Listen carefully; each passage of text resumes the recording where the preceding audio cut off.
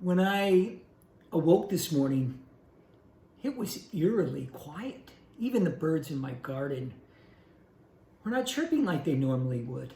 And with the events sweeping our planet at the moment, understandably, it is quiet.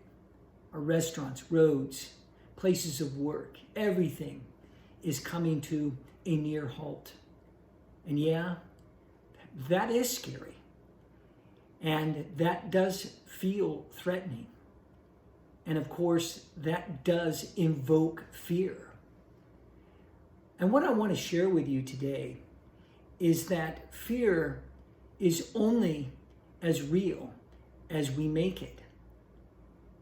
And I don't say that lightly, because about 18 years ago, I was living in a state of fear.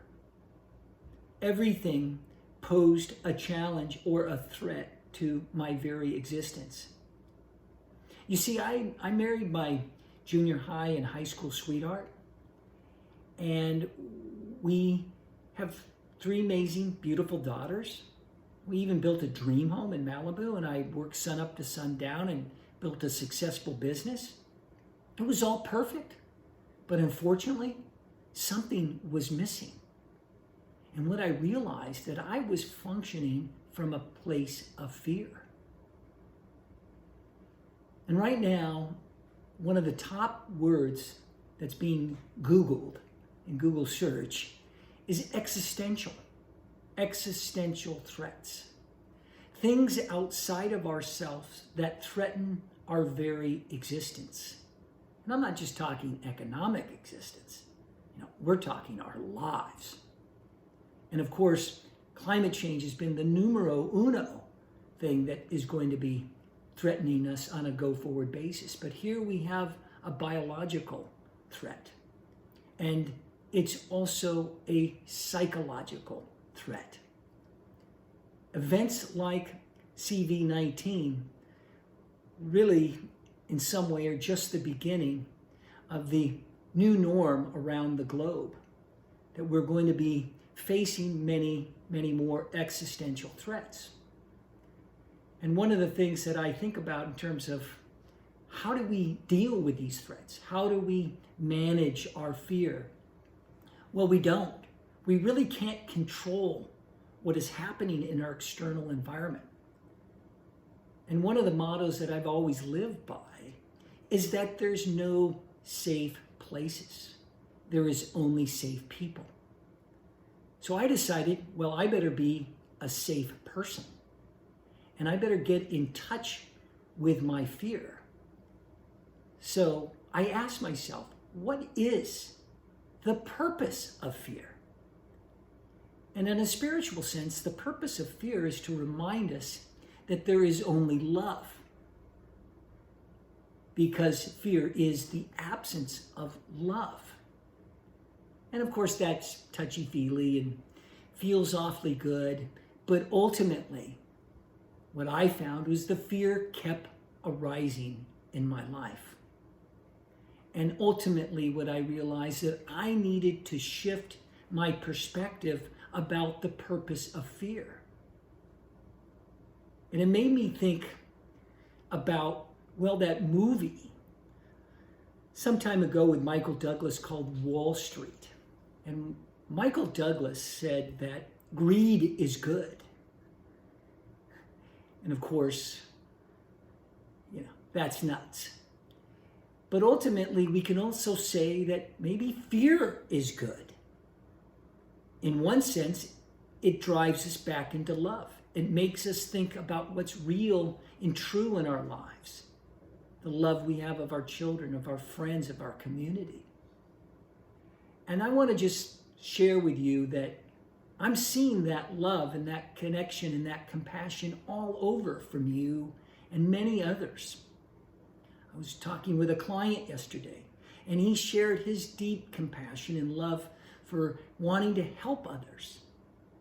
And if you look at your Facebook or other social media, you're seeing people really care. Yeah, they think they're experts and we know what it is, but ultimately, of course, we don't really know shit. And me included. So I'm not professing to share with you anything maybe you don't know. Other than what I want to offer is that fear is good in a sense that it moves us towards a deeper love of ourselves and a deeper truth of what's meaningful in our life. You see, I've always thought about viruses in two senses. Because the virus that I see in the world is not the virus in the external world or existential threats in the external world. The greatest threat I found when I was living that picture perfect life, I had everything and everything wasn't enough. The greatest threat that I found was internal. And that I was infected with a virus that was impacting my life and the way I wanted to live it, and my connection with my children, my people of work.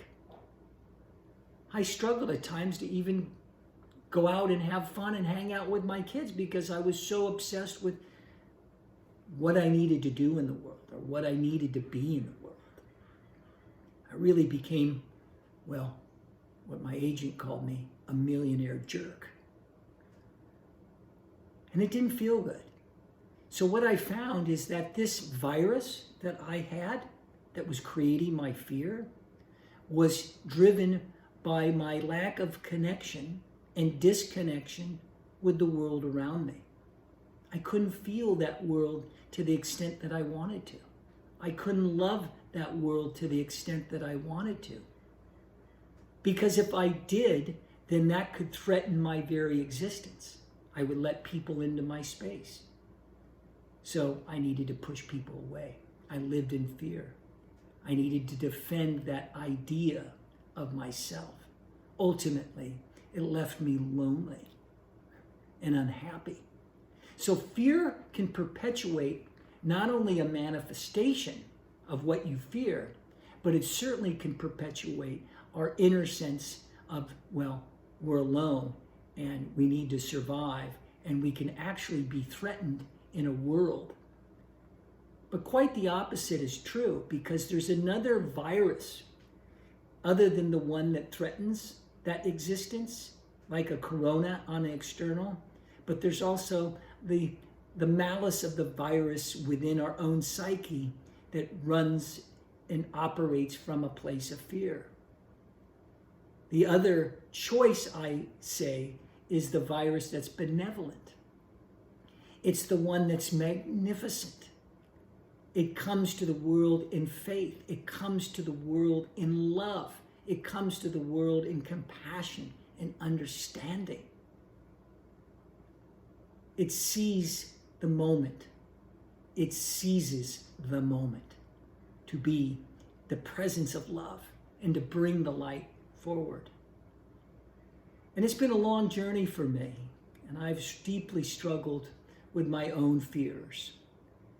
And as we move into this, well, chaotic and challenging time in the world, let us remember that within us, we can choose the benevolent virus of love, of compassion, of living our truth and authenticity.